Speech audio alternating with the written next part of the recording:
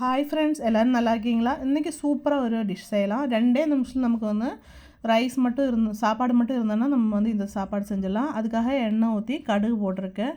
2 spoon எண்ணெயில் கொஞ்சம் கடுகு பொரிஞ்சதுமே பெரிய வெங்காயம் 2 பெரிய வெங்காயம் 3 பச்சை மிளகு கொஞ்சம் கறிவேப்பிலை போட்டு நல்லா வணக்கிக்கணும்.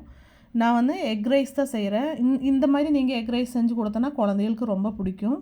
குழந்தைகளுக்கு பிடிச்ச டேஸ்ட்டில் எப்படி செய்யுதுன்னு பார்த்துக்கலாம். இப்போ நல்லா அது வணங்கட்டும்.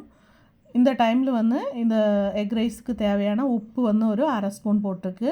நான் கல்லுப்பு போட்டிருக்கு, நீங்கள் தூள் உப்பு எது வேணால் போட்டுக்குங்க. இப்போ நல்லா மிக்ஸ் ஆனதுமே நம்ம ஒரு தக்காளி ஸ்லைஸாக கட் பண்ணி வச்சுருக்கு, அது இதுக்குள்ளே போட்டுட்டு நல்லா வணக்கி விட்டுறணும். தக்காளியெல்லாம் நல்லா நசங்கி நல்லா கிரேவி கன்சிஸ்டன்சி ஆன மாதிரி உடச்சி விடணும் நல்லா. அப்போ தான் அதோட டேஸ்ட்டு நல்லாயிருக்கும்.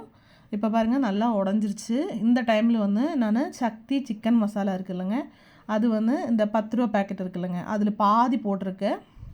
ஒரு 2 ஸ்பூன் அளவுக்கு போட்டுக்கலாம். இப்போ பாருங்கள் வெங்காயம் தக்காளி எல்லாமே நான் செஞ்சிருச்சு. இந்த டைமில் சக்தி மசாலா தூள் தான் நான் போட்டிருக்கு. நீங்கள் சிக்கன் மசாலா எது வேணாலும் போட்டுக்குங்க. 2 ஸ்பூன் போட்டுட்டு அதுக்கப்புறம் கொஞ்சம் மஞ்சத்தூள் போட்டு ஒரு 2 செகண்ட் மட்டும் வணக்கிக்கிங்க.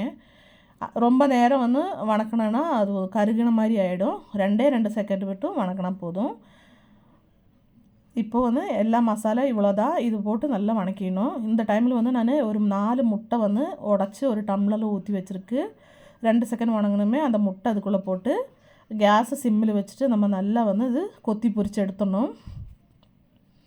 முட்டை நம்ம வறுக்கும்போது எப்படி இருக்கும், நல்லா சிக்கி சிக்கி சிக்கி இருக்கும் இல்லைங்க, அந்த மாதிரி இருக்கணும். அப்போ தான் நல்லாயிருக்கும். அப்புறம் சாப்பாடு நல்லா ஆறின சாப்பாடாக இருக்கணும். சூடாக போட்டோன்னா ஒரு நசன்னு ஆகிடும். நீங்கள் சாப்பாடு விசில் போனதுமே நல்லா ஆற வச்சு அதுக்கப்புறம் இந்த மாதிரி முட்டை ஃப்ரை ஆனதுமே இதுக்குள்ளே போட்டு மிக்ஸ் பண்ணி எடுத்துக்கலாம். இப்போ உங்களுக்கு தேவையான அளவுக்கு இப்போ 4 முட்டைக்கு ஒரு 2 டம்ளர் ரைஸ் வேக வச்ச அரிசி நான் இதுக்குள்ளே போட்டிருக்கு.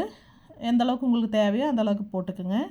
நிறைய சாப்பாடு தாளிக்குதுன்னா நிறைய முட்டை போட்டு மசாலா ரெடி பண்ணிக்கிங்க. இப்போ நான் இது ஒரு 3 பேர்த்துக்கு சாப்பிட்ற அளவுக்கு இருக்குது. இப்போ நல்லா மிக்ஸ் பண்ணி எடுத்துக்குங்க. கேஸு சிம்மில் வச்சுக்குங்க. சிம்மில் வச்சுட்டு நம்ம நல்லா மிக்ஸ் பண்ணி எடுத்தோன்னா நமக்கு எக் ரைஸ் சூப்பராக ரெடி ஆகும். நீங்கள் இந்த மாதிரி ட்ரை பண்ணலன்னா ட்ரை பண்ணி பார்த்து கீழே கமெண்ட் பண்ணுங்கள். குழந்தைகளுக்கு டிஃபன் பாக்ஸுக்கு நல்ல ஒரு ரெசிபி, நல்லா விரும்பி சாப்பிடுவாங்க. மல்லித்தலை இருந்தால் போட்டுக்குங்க, என்கிட்ட மல்லித்தலை இல்லை. பாருங்கள் உதிரி உதிரியாக சூப்பராக ரெடி ஆயிடுச்சு. அடுத்த வீடியோ பார்க்குற வரைக்கும் எல்லாத்துக்கும் பாய்.